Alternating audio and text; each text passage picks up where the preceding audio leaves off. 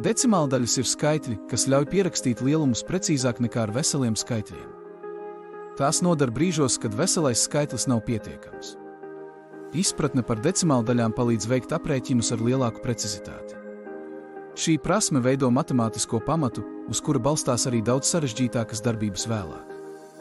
Decimāldaļas nav tikai mācību materiāls, tās redzam ik uz soļa, piemēram uz cenas rakstīts 1,23, tas nozīmē 1,23 eiro.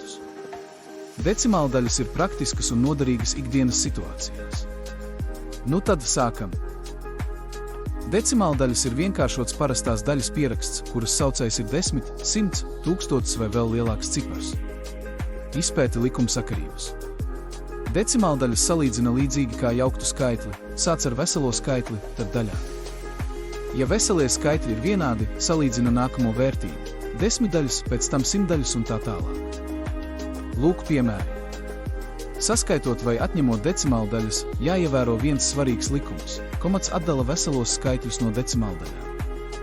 Pēc tam skaitļus saskaita vai atņem pa pozīcijām, tāpat kā ar veseliem skaitļiem, atbilstoši decimālajai skaitļu sistēmai. Tu taču atceries, kas ir decimālā skaitīšanas sistēma. Rūpīgi izpēti likumsakarības.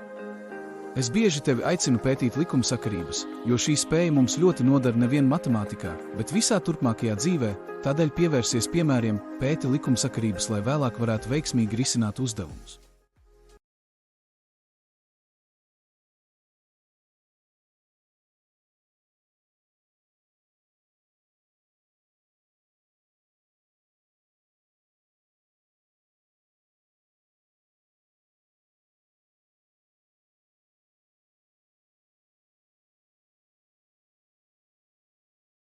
Atkārtošu svarīgāko, decimāldaļa ir cits veids, kā pierakstīt parasto daļu ar saucēju 10, 100 vai 1000.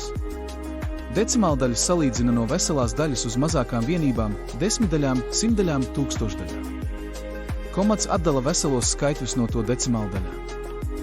Decimāldaļas ļauj precīzi pierakstīt un aprēķināt daudzus ikdienā sastopamus lielumus, naudu, garumu, svaru un laiku.